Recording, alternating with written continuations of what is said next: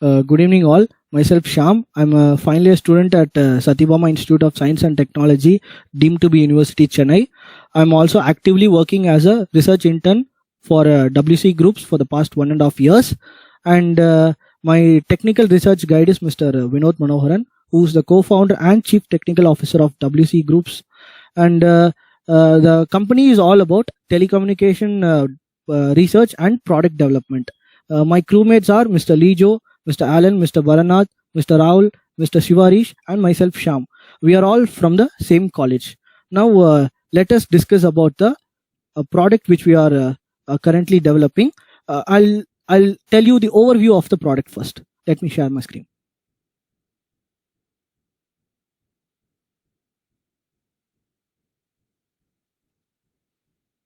So, as you can see over here, the product which we are developing is purely based on the upcoming generation, which is nothing but the 5G technology. So when we say 5G technologies, what and all the things are involved in 5G technologies? So the first one is, as I told you, small cell, which is our product. And then waves or sub 6 gigahertz. And the third one is MIMO concept. Fourth one is beamforming, and finally full duplex. These 5 things are the major technologies which are involved in 5G when we talk about the next generation. So in this, why we chose small cell? Because all these things will compress a small cell put together. Because I'm going to talk about this later on in this upcoming slides.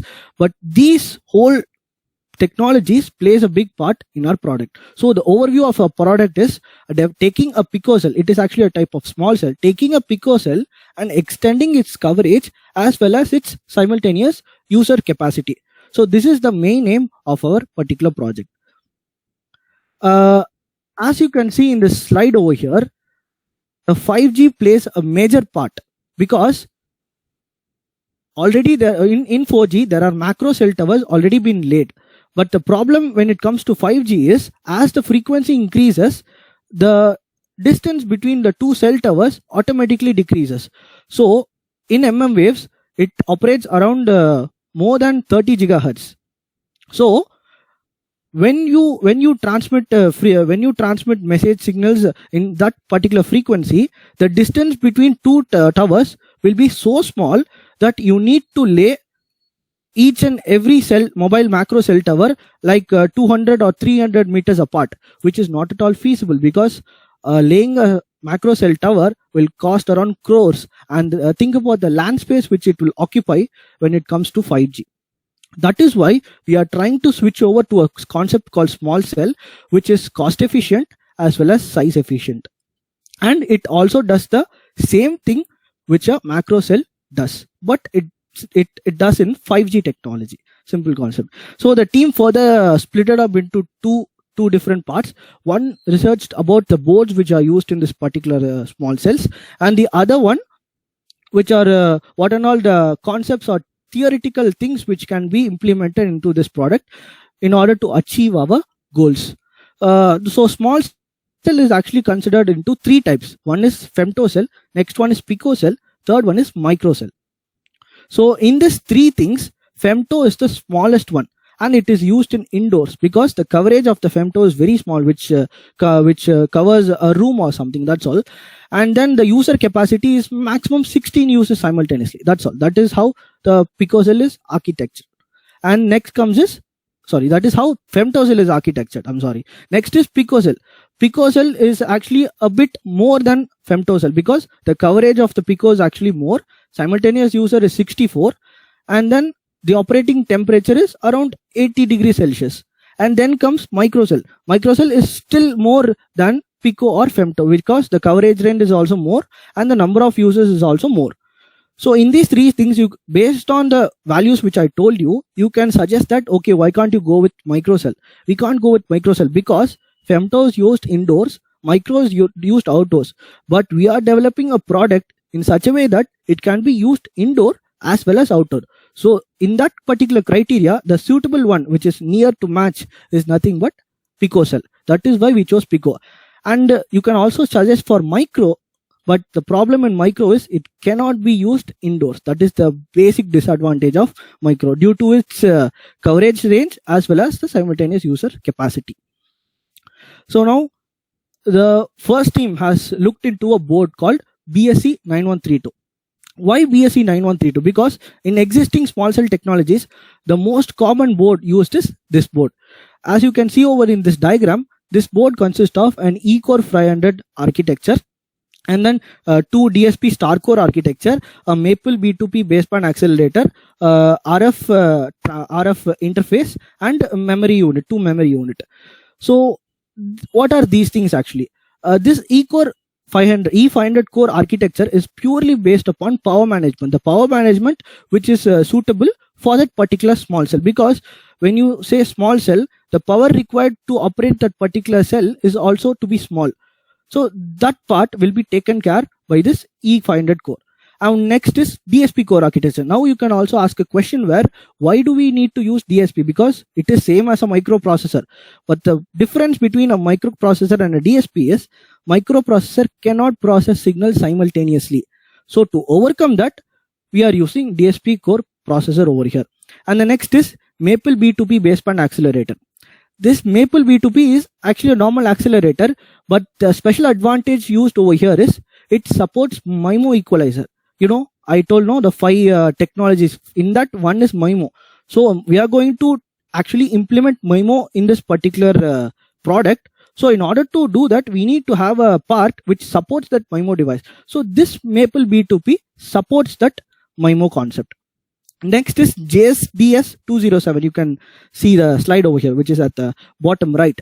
This is actually the RF interface used here. The interface is nothing but a bridge or a connect between this baseband unit, which is nothing but the board which we are using, and the antenna which we are supposed to design in this, which is known as transceivers in this particular device. And next is memory unit, which is nothing but DDR3. So these are the basic things which you need to understand about the BSC 9132. And next we thought, okay, why can't we enhance the process in the why are we using the same board? Then we looked into OCT 3032, which is the advanced board of BSC 9132, which is the which has more advantages. I won't say same series, but it is has more advantages. Say for example, there you just saw 2 DSP, but here you can see DSP group of 8, and then you have 2 RF interfaces, and then you have 5 different kinds of accelerators, and the processor used here is ARM Cortex A7 processor. It is actually a type of DSP processor, but that is used over here. And you can see over here the DSP core which I told you, which is used over here, 8 cores, is a 3rd generation processor. But in BSC, it is nothing but 2nd generation core processor. You can see there is always an advantage between BSC and OCT. And then comes accelerator. Same concept, same everything. It does same thing, but it has advantages. You see, there we used DDR3 memory. Here we are using DDR4 and LPDDR4. You see, LP stands for low power. That means it creates more bandwidth in low power consumption. That is the role of this DDR4 next generation. And RF interfaces, there are only one, but here there are 2 RF interfaces, which is JEST 2048 and JSED 207. So these are the slight advantages between that BSC board and this OCT board. Next is the architecture which you can see for the OCT board, which I just explained right now. So in this architecture, the left you can see is the 8 DSP cores which I told you. Right are the accelerator groups, and the bottom one are the CPU complex groups. So there are totally 3 groups put together, but they are all combined commonly by the center part, which is nothing but crossbar interface. This is called as XPC. So this crossbar interface holds each and every component like a bridge. You can call it as a bridge. Okay. So by looking at this architecture compared to the BSC board, we can say that it is more flexible as well as scalable, because since this is the main part, you can easily remove the other things and connect it whenever you want. So that is the biggest advantage that you can see here in this OCT board. And this XPC acts as an interface. I'll give you an example over here. If everybody is connected in the conference call, the first person who calls everyone in the conference is considered as the XPC over here, so that whenever the other person wants to go or not, he will go. At the same time, the others won't be disturbed. That is the concept that is used here in OCT3032. That is why instead of BSE, we can go for OCT3032. This is about the boards that we can take for us to develop a small cell, and this is the board which we are going to take in our small cell product. And the next is theoretical concept. I told you, two teams split up into one looked into board and the other one looked into theoretical concepts, and these are the theoretical concepts which I'm going to talk right now. First one is frequency reuse technique. The objective, I told the objective of our product is to develop the maximize the user's capacity, as well as to increase the range of the product from existing one. So the first one to increase the user's capacity is frequency reuse technique. Frequency reuse technique is nothing but using the same frequency of an existing cell to another cell of different cluster. You see, I used a word here, different cluster. So different cluster means, so let's first understand what's a cluster. Cluster is nothing but a group of cells put together is known as a cluster. You see, these are the different colorations which I have given over here, which represents each cluster. So there are totally 5 clusters given over here. So you can see over here, then you can ask a question actually, how many cells can we deploy inside a cluster? So that gives you a formula which is on the right side. N is equals to I square plus J square plus Ij. In this particular formula, I is the center point of the cluster. Here you can see I've denoted a number as 7. This is just a simple representation. So 7 is considered as the I of the particular cluster, which is the center point always, or you can also call it as origin point. And then J determines the rest of the cells which you can place in that particular cluster. So J is actually a whole number. You can even give it as 0 or any number you want. Based on that, your structure or the pattern of the cells which you're going to take will change accordingly. Say for example, I'm going to give I as 1 and J as 2. When you apply these numbers into this formula, you will get the N is equal to 7, which means that a cluster must consist 7 cells in order to operate properly. So that is the example which I'm taken over here, and you can see there are 5 clusters, each consisting of 7 cells. So totally there are 35 cells to cover this particular area. This is actually a hypothetical thing, because in an actual area you need to calculate the distance and everything in order to lay the cell, but this is just a simple representation of how we need to do it. So there are 35 cells divided by 7, so it comes around to 5 clusters. Now the you can see the red line over here. The frequency reuse is happening between the second cell of the first cluster to the second cell of the second cluster. So that is the first basic definition which I told you. The frequency reuse can happen only between a cell of the neighboring cluster or another cluster. Why? Because when the frequency reuse is happening between 2 and 3, it causes a lot of interference. That is the main reason. That interference is also called as mutual interference, because it's happening mutually between 2 cells of the same cluster. So this is known as mutual interference, and to avoid that, we are using the different cell of the different cluster. So by this we can come to a conclusion where frequency reuse technique can be achieved only if there is more than one number of cluster. That is, you need at least 2 cluster in order to achieve this frequency reuse technique. And I told there is a concept called mutual interference. If mutual interference does so happen because of some technical issues or design issues, that can be overcome by the MIMO concept, which I'll be later on explaining in this presentation. And then the next part is, you can also, is there any other disadvantages using this frequency reuse technique? Yes, there is one major disadvantages, which is nothing but co-channel interference. So this co-channel interference is due to the same channel used by different transmitters. This is the basic ideology behind the co-channel interference, or in colloquial terms you can also call it as a crosstalk when you make a call. And this can be overcome by minimizing the distance between the cells which are about to reuse. Say for example, if 2 and 2 are the cells which are about to reuse the same frequency, the distance between them should be minimum, because you can also say that, okay, why can't I shift my second cell to the position of the sixth cell so that the distance might be minimum? That will go against the law, because when you do that, it becomes as a mutual interference. So you should not do that without disturbing the law, as well as you need to minimize the distance. When you do that, you can achieve frequency reuse without any interference or any disturbance. This is all about frequency reuse technique. The next concept is about tilting. So that frequency reuse technique is, I'm sorry, one more thing. This is actually, frequency reuse is happening in a whole area, which is used to increase the number of simultaneous users. Now, let us take one particular cell, okay, one particular product. In that one particular product, as I told you, for picocell, it is maximum 64 users, okay. So how can we achieve more number of users in that single product itself? In order to do that, what we need to do is, we need to furthermore dig deep into two different concepts, which is nothing but capacity planning and frequency planning. So what is capacity planning? Capacity is nothing but to determine how many number of transceivers or maximum number of transceivers that can be put forth into that particular product. So in order to achieve that, is very simple. Just need to observe the network area, observe the traffic in that particular network in a particular area, in the area which you want to deploy your particular cell. When you observe that, you will come into some conclusion of how many transceivers which you can use in that particular product. When you do that, that is the first stage.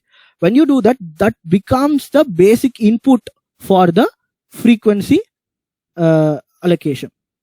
Frequency planning is nothing but to determine what is kind of frequency to be given to that particular transceiver. Say for example, I've come into a conclusion where 10 transceivers can be used in that particular product. So frequency planning is nothing but what is the frequency which I'm going to give for the 10 transceivers which I'm about to take. So in order to do that, that is we need to separate each and every transceivers into a single element, and then give each and every transceiver different frequency. When I'm saying different frequency, I'm not telling you to change the entire frequency, with point variation. That is known as frequency band splitting. Say for example, the operating frequency of the particular product to be 3.5, then each and every transceiver should be having a frequency of point variation. Say for example, the first transceiver should have a frequency variation of 3.51. The second one should have 3.52. Third one should have 3.53. You know, when you average it out together, you will be getting still 3.5 gigahertz, which is the operating frequency you desired. By doing such thing, you can enhance the devices simultaneous user capacity. These techniques are used to increase the single devices simultaneous capacity, and frequency reuse is used to increase the simultaneous capacity of the whole area. So this is about the capacity. Next, we are going to move into coverage. So coverage, how can we extend a coverage? That is a basic question we can ask. So in order to do that, we need to learn a concept called antenna tilting. So tilting is actually normal word tilting consists of changing the position. So antenna tilting is nothing but changing the antenna's position. That's all. I mean, you're not entirely going to change the position, just going to change the angle. So based on changing the angle, there are two different types of tilting, which is nothing but mechanical tilting and electrical tilting. Mechanical tilting is nothing but manually going up the tower and, changing the antenna's position, and you will be getting that coverage. That is mechanical tilting.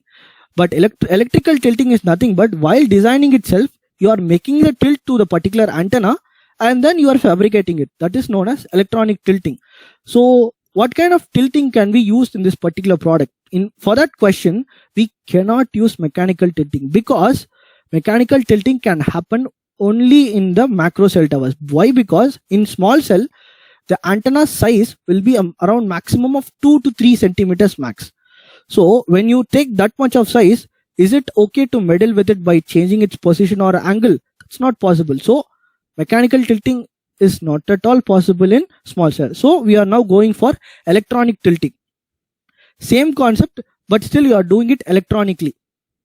How can we achieve electronic tilting?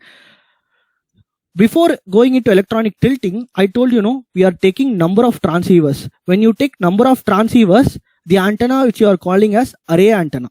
Array antenna means it has single antenna, but inside single antenna you have more number of elements. That is called as array antenna. So if you are going to do tilting in an array antenna, then it means you need to change the phase of each and every element in that particular antenna. Then you need to change the each and every phase of the particular element in that antenna in order to achieve the tilting process. So when you are changing the phase of an array antenna, it is known as phased array antenna. See, very simple concept.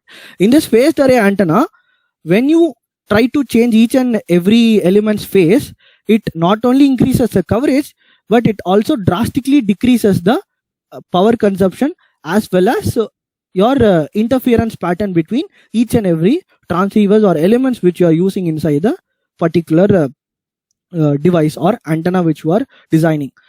And then not only we are going to do that, we are also going to narrow the beam as much as possible in order to increase the coverage. That narrowing the beam is known as beam forming technique. Beam forming is nothing but targeting a particular device and hitting that particular target. As you can see over here, this is an example, a traffic light. The traffic light reaches the targeted cell phones over here, because there is a space between different phones over here, but the signal is not concentrated in that particular differences.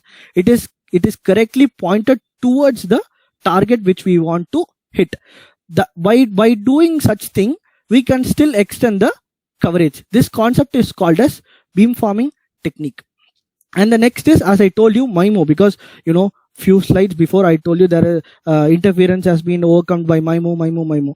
This MIMO concept plays a major role in 5G technology, because MIMO is a concept where you use multiple transceivers in transmission as well as in reception part. When you use multiple transmitters, what will happen? That is the next question we need to look into. So there is a concept called LOS and NLOS. LOS means transmitting without any interference or disturbance in between. And NLOS means transmission is done, but there is some kind of interference or disturbance in between the transception and reception. So, but still signal goes on. But when it does so during NLOS, there will be some time delay and scattering will happen. Due to this, there will be some noise will be received at the receiving end. But using this MIMO concept, even in NLOS, using the NLOS concept, we can also achieve the perfect transmission without any noise or disruption. That is why from the beginning I told you MIMO is a basic to eradicate the interference caused in the system due to interference can be anything, maybe a tree or a tall building or anything. So those kind of interferences can be cancelled using the multiple transceiver and receiver concept, which is nothing but MIMO. And the final 5G technology which I talked about is full duplex system. So what is full duplex? Full duplex is nothing but transmitting and receiving at the same time. How is that possible actually? Because when you do such thing, it will collide with one another and you will get disruption in the signal. But full duplex is a concept where it happens simultaneously, both transmission and reception. As you can see over here, the train which is going towards right is the transmitting part. Let us assume, okay, the train which is going towards right is transmission part, and the train which is going towards the left is reception part. As you can see over here, when it reaches the circle, that point is where the switches will be placed. In that particular switch, there will be different time slots given where one need to transmit and one need to receive. So using this switch, when the message is trying to go in the right direction, that is when the message starts to transmit, at the same particular time from the other end message goes to the left side, which is about to receive. So in this particular pattern, there won't be any disturbance or collide between both transmission and receiving signals. So this, as you can see over here, the path which these two trains travel is in the same frequency, which is the which I've given an example of 1 gigahertz, but it is the frequency which you are taking, which you are going to operate on. Say 5G means in sub 6 gigahertz, it's the average frequency is 3.5 gigahertz. Okay, so this concept is achievable using the switching techniques which I just told you. Both transmission and reception is possible, and half duplex is a concept where either transmission or reception might happen, but both cannot happen simultaneously. So compared to half duplex and full duplex gives the result twice what the half duplex gives to us. That is why we are using full duplex concept over here. So as I told you now for the past 10 to 20 minutes, these all concepts put together forms our product, because without one you cannot complement the other. So these put together finally will give us an extended coverage of the existing cell, as well as the simultaneous capacity can also be increased. So I think that's all for now. Thank you.